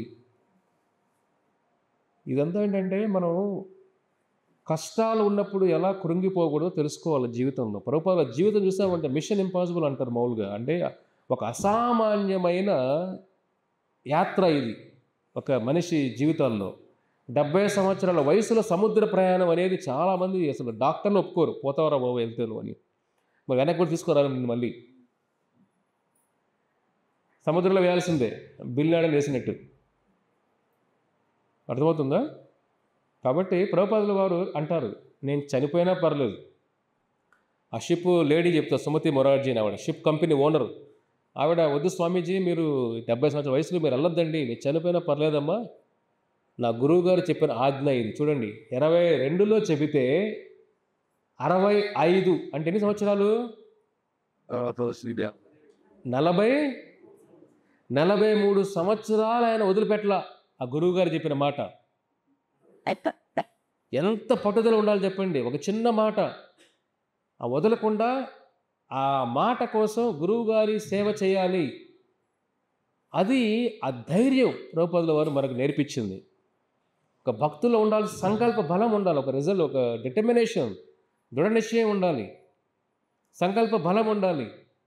ఇవన్నీ విన్న తర్వాత ఏ మనిషి కూడా కష్టాలు ఏదన్నా మనకు ఇబ్బందులు వచ్చినప్పుడు కూడా దానికి మనం లొంగిపోం. కష్టాలకు లొంగిపోకూడదు. మనం కష్టాలు మనకు లొంగిపోవాలి. కష్టం వచ్చి ఏడ్చామనుకోండి మనకు ఎక్కువ ఏడిపిస్తుంది. అర్థమైందా? దుర్యోధనలాగా కష్టాలు. దుర్యోధన తెలిసిన మీరు బాధపడుతున్నప్పుడు దుర్యోధన వదిలేస్తాడు మిమ్మల్ని. దుర్యోధనుడికి మీరు బాధపడుతున్నా తెలిసి మిమ్మల్ని ఎక్కువ ఏడిపిస్తాడు. బాగా బాధపడతాడు, ఇంకా గిచ్చుతాడు. బట్ చిన్నప్పటి నుంచి అంతేవాడు. పాండవులను గిచ్చడం, విషం పెట్టడం, అదొక సరదా వాడికి. అంటే ఏమిటి, కొంతమంది సరదా ఇదే కదా. కష్టాలు వచ్చినప్పుడు మీరు ఏడ్చారంటే మిమ్మల్ని ఇంకా ఎక్కువ ఏడిపిస్తాయి. కష్టాలు వచ్చినప్పుడు మీరు నవ్వారనుకోండి, కష్టాలు కూడా ఏం చేయాలి వీళ్ళని. అందుకే గొప్ప ఆచార్యులు చెప్తారు, బెల్వమంగళ ఠాకూర్ ఆచార్యులు చెప్తారు, ఆయన మోక్షం ఇచ్చే మోక్షదేవి. నిద్రాదేవి నిద్రనిస్తుంది, భక్తిదేవి భక్తినిస్తుంది, మోక్షాన్ని ఇచ్చేది ఎవరు? మోక్షదేవి. ఆ మోక్షదేవి కూడా మీ ఇంటికి వచ్చి, మీ గుమ్మం దగ్గరికి వచ్చి మిమ్మల్ని వేడుకుంటుందంట మోక్షదేవి, అయ్యా నీకు మోక్షం ఇస్తాను రావయ్యా అని. కానీ భక్తుడు, నాకు మోక్షమే వద్దు, నాకు కృష్ణుడు అంటే చాలమ్మా అని మోక్షాన్ని కూడా తిరస్కరిస్తాడు అని అంటాడు. అది భక్తుడు ఎంత ధైర్యం ఉండాలి చూడండి. అందుకే ప్రభుపాదుల వారు భయం లేదు, కాబట్టి చనిపోయినా పర్లేదు. ఆ ప్రయాణం అంతా కూడా ఆయనకి ఒకసారి వండుకొని ఓపిక ఉండదు. చెప్పండి, 70 సంవత్సరాల వయసులో సముద్ర ప్రయాణంలో వండుకొని మీరు తినాలని తింటారా? చాలా కష్టం ఇవన్నీ కూడా, ఊహకు అతీతం ఇవన్నీ కూడా. ఎందుకంటే జీవితంలో ఇన్స్పిరేషన్ ఉండాలి మనకు ఎక్కడో చోట. ఈ సినిమా వాళ్ళు ఇన్స్పిరేషన్ ఏమీ లేదు. వాడు చెప్పాక మీకు ఎన్నోసార్లు చెప్పాను, మీకు ఇది మీకు ప్రపంచం మీరు చూసేది నిజం కాదు. వాడు అక్కడ యాక్ట్ చేసి, అది యాక్టింగ్. దాని తర్వాత వాళ్ళ జీవితం అంతా కూడా చిన్న ఫెయిల్యూర్ వస్తే ఏడుస్తూనే ఉంటారు వాళ్ళు.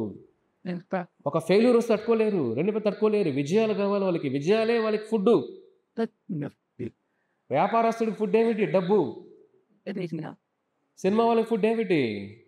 సక్సెస్. అది లేకపోతే వాళ్ళ ఫుడ్ లేనట్టే. కానీ స్క్రీన్ పైన అందరూ కొడుతుంటారు, కానీ రియల్ లైఫ్లో చిన్నపిల్లలాగా ఏడుస్తుంటారు. మనకు రియల్ హీరోస్ కావాలి, రియల్ హీరోస్ కాదు, సినిమా హీరోలు కాదు కావాల్సిందే. రియల్ హీరోస్ అంటే ఏమిటి? జీవితంలో నిజ కష్టాలు నిజ తట్టుకొని పైకి వచ్చేవాడు కావాలి మనకు. అలాంటి వాడు ఇన్స్పిరేషన్గా ఉండాలా. భార్య వదిలేసిన చలో పర్లేదు బాజు అయిపోతుందా ఏంటి? లేదా కుటుంబాల సమస్యలు ఉంటాయి, అయిపోతుంది జీవితం. అందుకే భగవంతుడు అంటాడు భాగవతంలో 10వ స్కందంలో కృష్ణుడు అంటాడు అన్నమాట. అద్భుతమైన శ్లోకం ఇది. స్వామి ఏమంటాడంటే, హరిషే తద్ధనం శైనః తత్ అధనం త్యాగత ఇష్యః స్వజనః దుఃఖ దుఃఖితం. అద్భుతమైన శ్లోకం ఇది భాగవతంలో. ఇది కృష్ణుడు అంటాడు, ఎవరైతే నాకు ఇష్టమో, ఎవరైతే నాకు చాలా ఇష్టమో ఉద్ధవా, నేనేం చేస్తానంటే వాళ్ళకి హరిషే తీసుకుని వెళ్ళిపోతా. వాళ్ళ దగ్గర ఏమిటి? తద్ధనం. నాకు ఎవరు ఇష్టమో వాళ్ళ దగ్గర ముందు డబ్బులు తీసుకెళ్ళిపోతా, డబ్బులు హరించి వేస్తా. హరిషే తద్ధనం శైనః అంటే కొద్దిగా ఏం చేస్తాను, వాళ్ళని పాపర చేసేస్తా. చూడండి, తర్వాత ఏం చేస్తాను, తత్ అధనం త్యజతే. ఎప్పుడైతే వాళ్ళ డబ్బులు ఉండవో, హరిషే హరించి వేయడం అంటే ఏమిటి? నష్టం చేయడం. నేను స్వయంగా నా భక్తులకి ఏం చేస్తాను,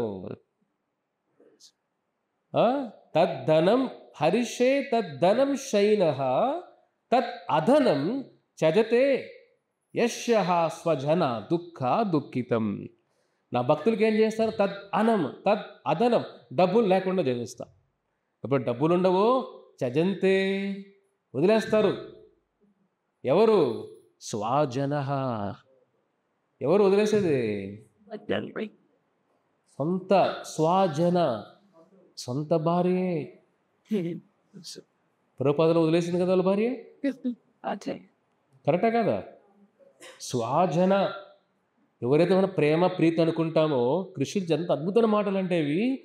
త్యజతే స్వజన, వాళ్ళ సొంత అనుకున్న వాళ్ళే, భార్య పిల్లలే, స్వజన త్యజంతే వదిలేస్తారు అతన్ని. దుఃఖ దుఃఖితం, జీవితం దుఃఖాలతోనే ఉంటారు నా భక్తుడు. చూడండి, ఇప్పుడు అడుగుతారా ఎవరన్నా కృష్ణుడు ఏం కావాలని? చెప్పండి, కృష్ణుడి దగ్గర అవుతారా మీరు?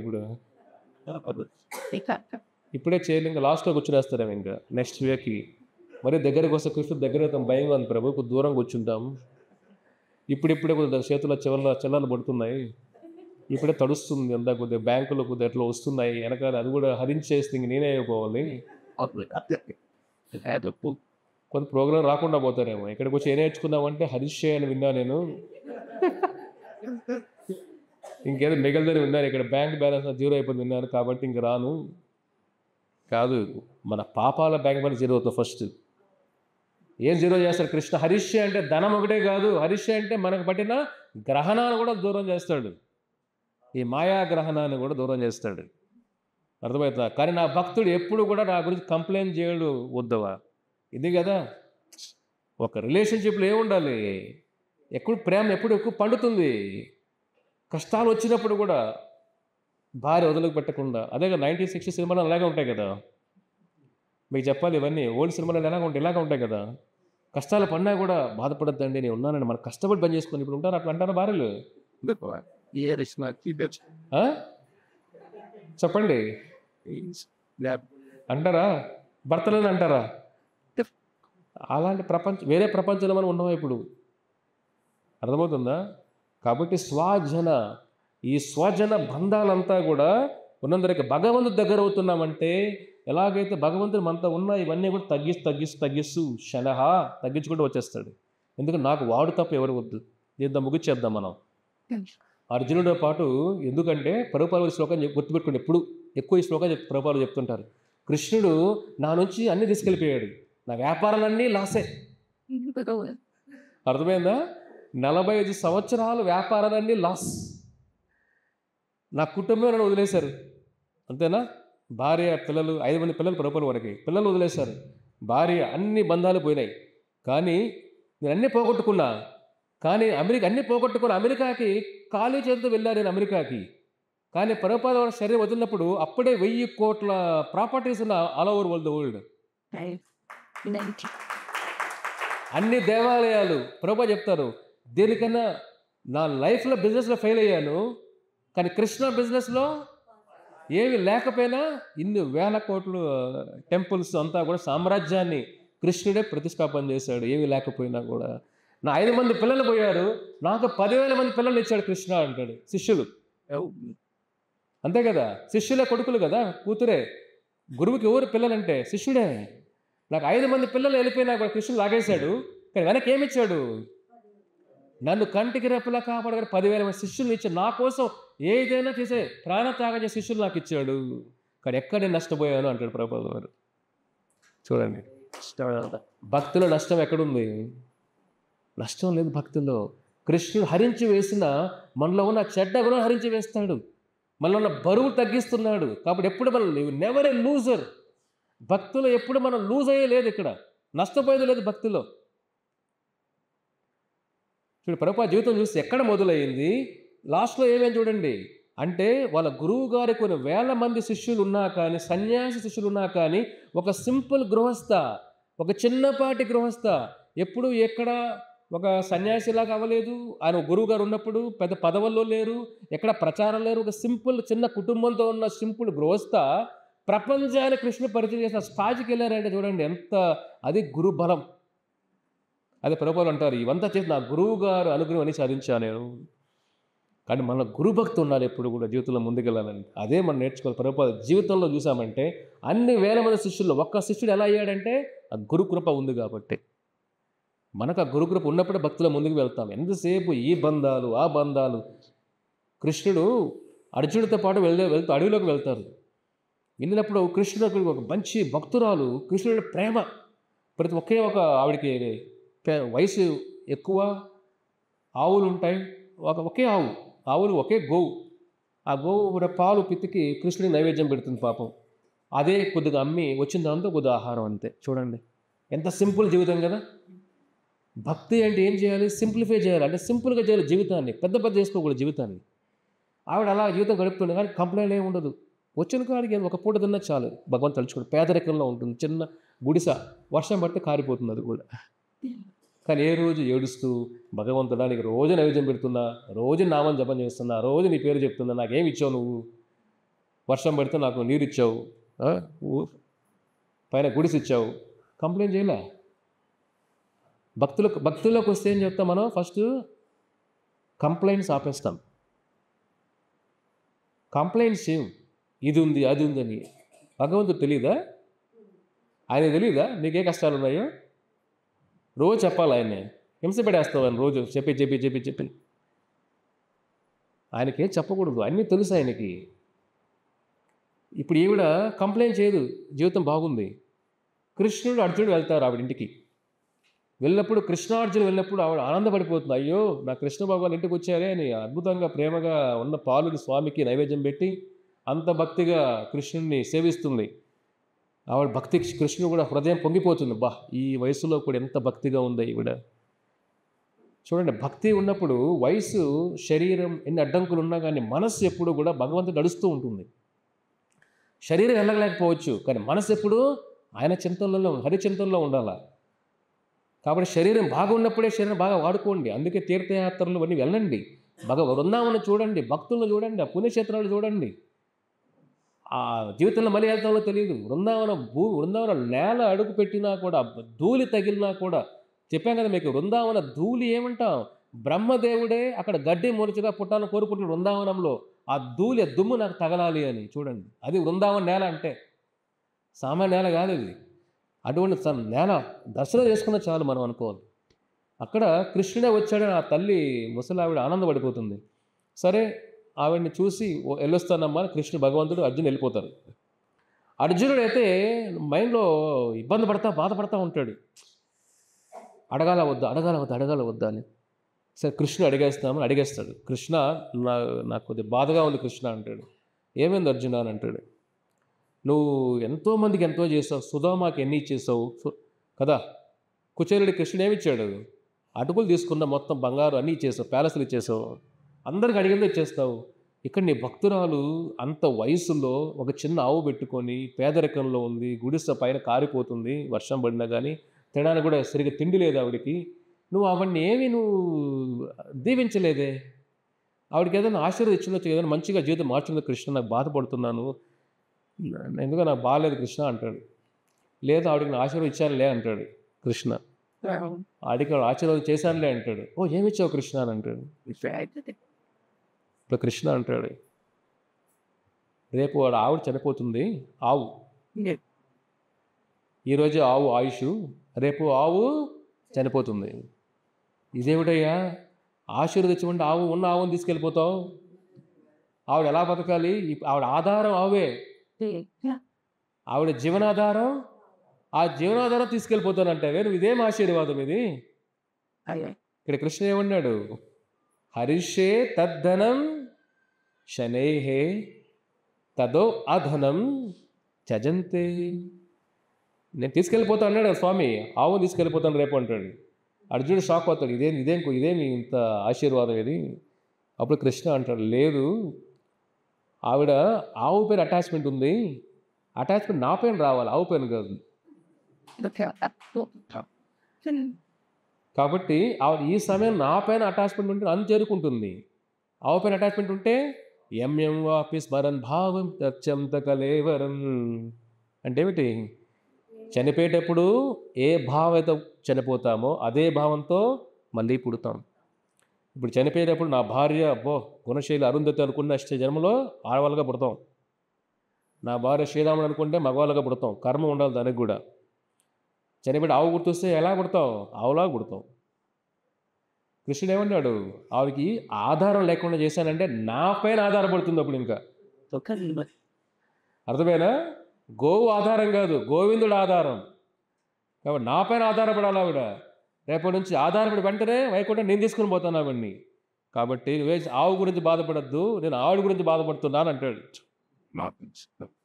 అలాగా ఆ ఉన్న ఆవును కట్ చేసేసి నెక్స్ట్ రోజు ఆవు చనిపోతుంది, ఆవిడ గోవింద గోవింద గోవింద అంటే స్వామి నామం జపం చేసి శరీరం వదిలేస్తుంది, వైకుంఠం వెళ్ళిపోతుంది. హరే కృష్ణ.